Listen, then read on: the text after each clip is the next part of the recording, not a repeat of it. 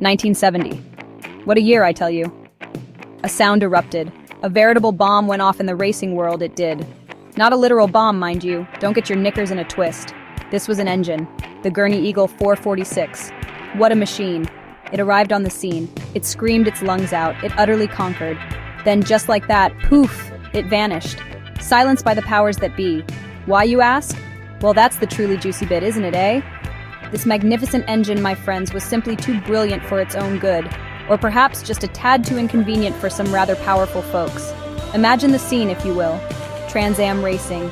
Big, burly muscle cars. Lots of noise. Suddenly, out of nowhere, this blue streak appears. The All-American Racer's Eagle. It wasn't merely fast. Oh no, it was something otherworldly, I swear. The other teams? They could only stand and stare. Absolutely gobsmacked. Their hugely expensive, multi-million-dollar racing efforts made to look utterly silly, like bringing a child's pea shooter to a proper, grown-up cannon fight. This wasn't just some engine, it was a bold, defiant statement. A very loud, incredibly fast, and undeniably American statement of intent. Now Ford. Yes, Ford. They were involved in this whole saga. Sort of, you see, they supplied the basic engine block, a Ford Cleveland Vibe 8. But what Dan Gurney and his band of engineering wizards did to it, well, that was nothing short of pure black magic. Or perhaps brilliant engineering. Probably a healthy dose of both, if we're being entirely honest with ourselves. Ford themselves, they were officially backing other teams in the championship.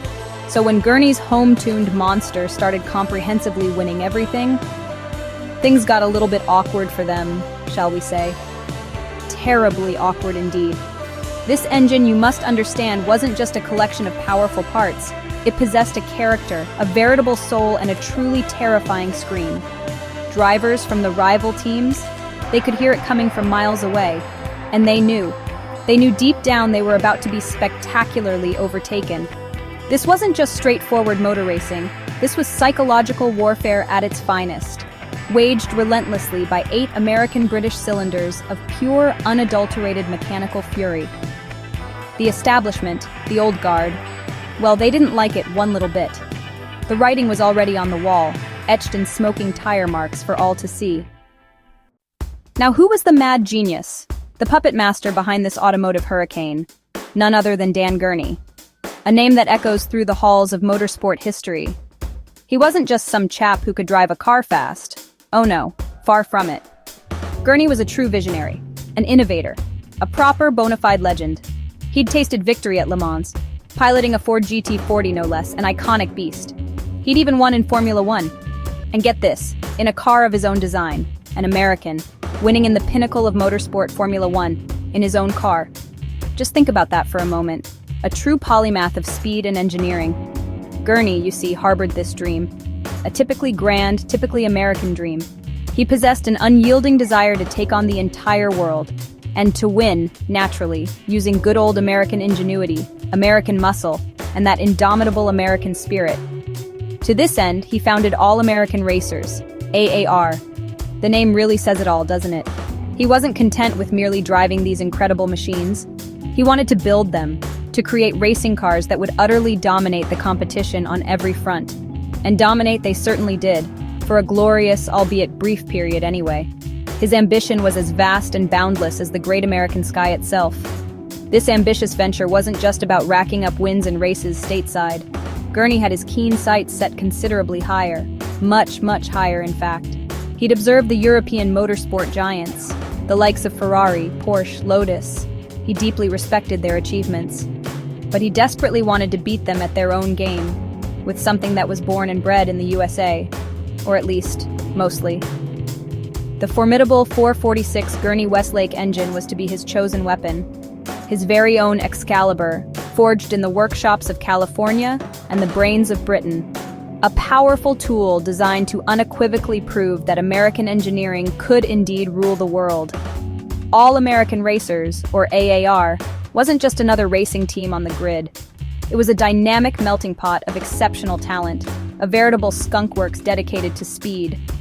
Gurney, with his charismatic leadership, gathered the very best people around him. Engineers with brilliant minds, mechanics with golden hands, forward thinkers, innovators. He presented them with a monumental challenge, to build the truly unbeatable racing car, and they came astonishingly close to achieving just that. The 446 was clear testament to their skill. It perfectly embodied Gurney's core philosophy: elegant in design, brutal in performance, utterly effective. He was never afraid to push the established boundaries, or for that matter, to annoy important people, especially if those people were his rivals, or indeed the top brass at Ford. So how exactly did this magnificent marvel of internal combustion engineering come into existence? It certainly wasn't a case of Dan Gurney simply waving a magic spanner, I can assure you. This, my friends, was a proper international collaborative effort. A bit of a hybrid creation, really. Dan Gurney, the celebrated American visionary and driver, decided to team up. He joined forces with a renowned British engineering wizard, a chap named Harry Westlake. Westlake. Now there's a name that is utterly synonymous with making engines breathe properly, and in this particular, rather special case, breathe copious amounts of fire. It was, without a shadow of a doubt, a match made in horsepower heaven. The very heart of this monstrous beast, that was proudly American, through and through. A robust Ford 351 Cleveland V8 engine block.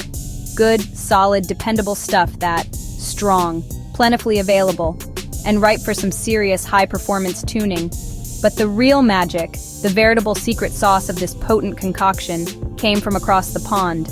The brilliant Westlake designed a set of very special cylinder heads, made from lightweight aluminium, featuring 4 valves per cylinder, which was extremely cutting-edge technology for 1970, you know.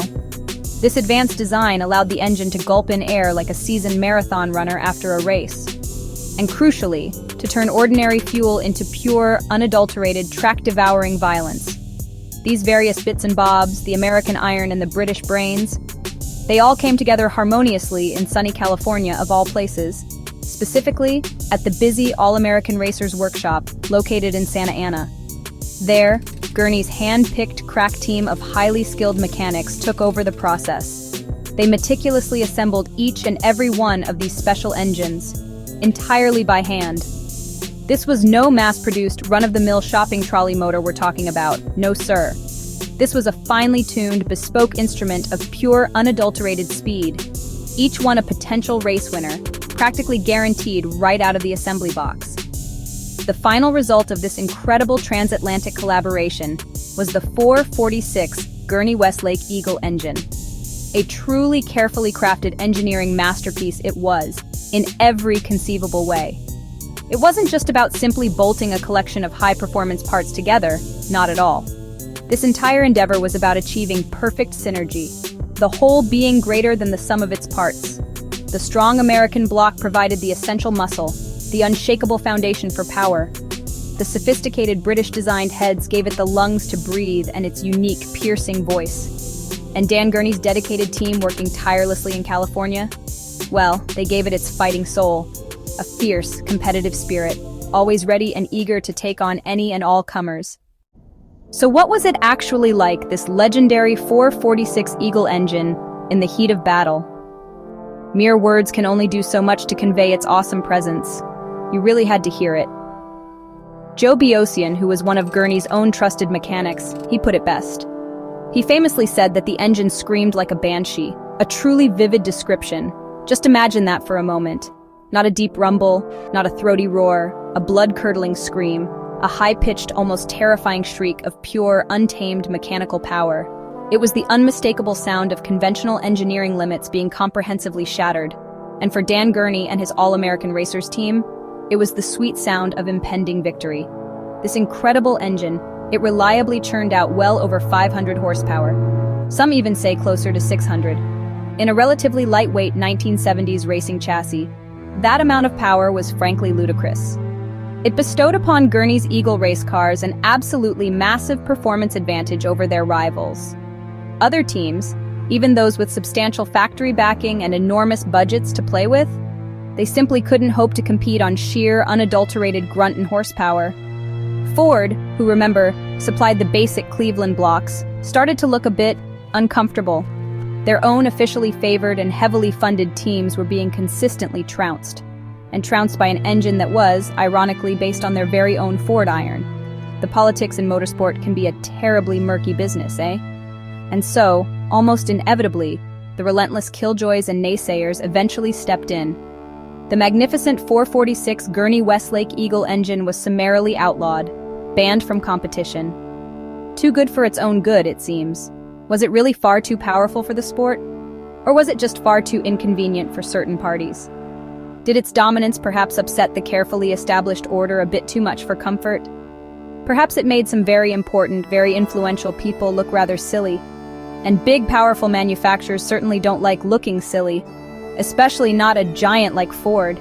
It's a depressingly familiar story in the world of motor racing, unfortunately. Innovate too much, win too easily, and you can be sure the rulebook will somehow find a convoluted way to stop you.